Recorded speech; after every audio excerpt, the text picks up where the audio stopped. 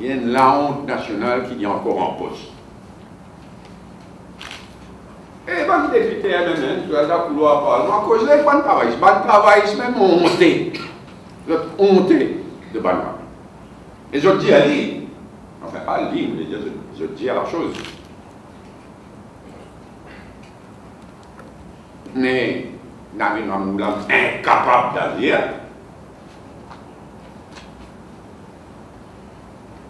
parce que, contrairement à Reza Isaac, c'est qu'il prend action contre Manouari démissionné, élection partielle.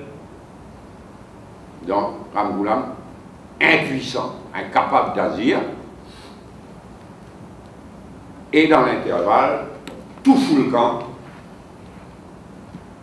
au ministère de l'Éducation. Et c'est un véritable crime vis-à-vis des enfants de ce pays. C'est tout ça ensemble qui fait à moi dire qu'il y a une ambiance de fin de règne incroyable dans le pays. Dit le moment pour Ramgoulam de prendre le temps de la réflexion et de rappel qu'il peut gouverner, il peut garder une majorité au Parlement grâce à 2 transfuges, qui sont même totalement disqualifiés.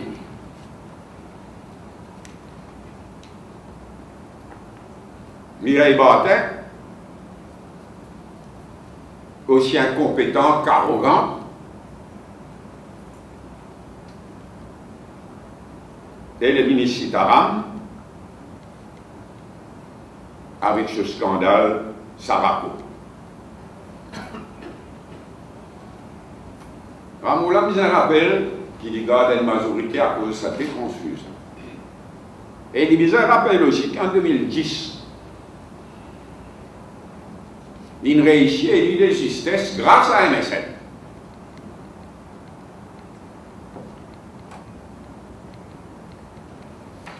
Et le conseil qui me donne lui, c'est tirer les leçons de ce qui fait qu'arriver, ce qui peut arriver, ce qui fait qu'arriver dans 2 pays, en Turquie et au Brésil.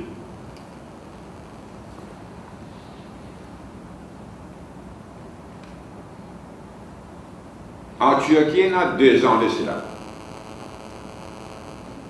Le Premier ministre actuel s'est élu avec 50% de vote. Seul.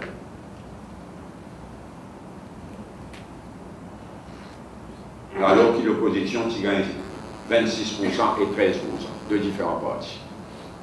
Et au Brésil, il y a 3 ans de cela, la présidente actuelle qui est élue massivement. Malgré ça, il n'arrive ce qui n'arrive. Quand le ras-le-bol débordé, il a barré. Et au Brésil, c'est avant tout la corruption qui peut révolter tout le monde, et surtout dans le jeune.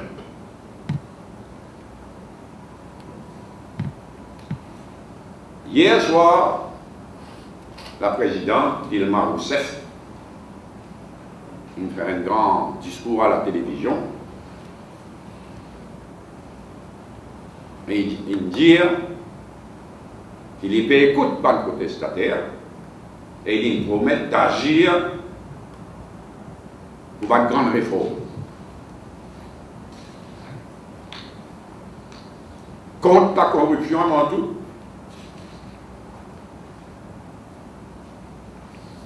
mais pour la réforme de votre service public en général.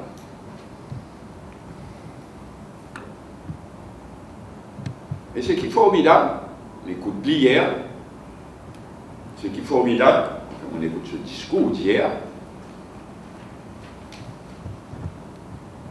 il reconnaît que le Brésil avait besoin d'oxygéner son système politique.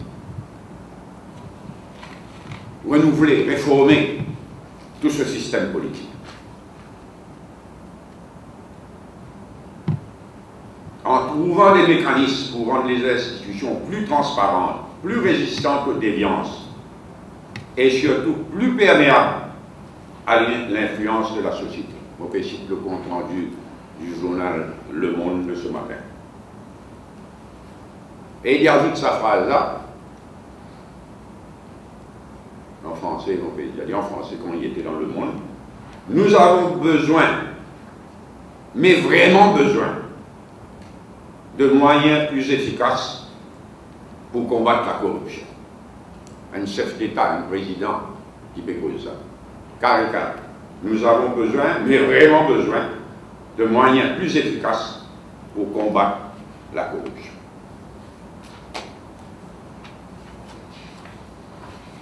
Et pourtant, au Brésil, son prédécesseur, Lula da Silva, et lui-même, il fait beaucoup quelque chose. Il réduit la pauvreté, il fait beaucoup quelque chose. Et malgré ça, voilà ce qui n'arrive. Ce qui peut arriver. Et ici, la situation tout d'autre. Ici, tout fout le camp depuis 2005. Et aujourd'hui, c'est vraiment une ambiance de fin de règne incroyable.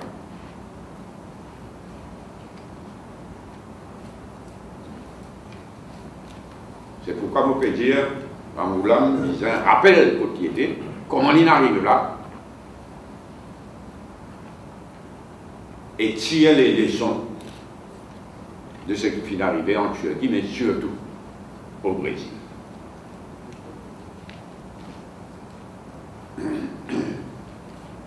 Si nous comptons nos pays, nous connaissons qui ça l'ambiance de fin de règne qu'on peut décrire là, ça ne peut pas et ne doit pas durer.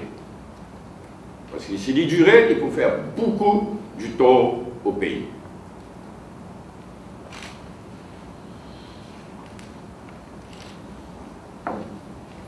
Je me rappelle qu'au Parlement, le 7 mai dernier, le Premier ministre est catégorique.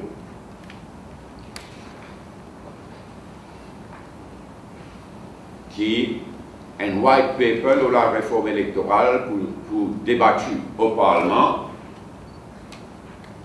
by July.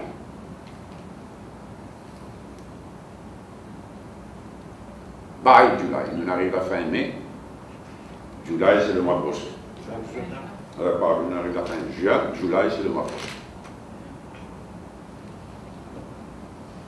C'est pourquoi, pour nous, même, l'idéal pour le pays, c'est que le pays disait, c'est réforme électorale plus élection générale.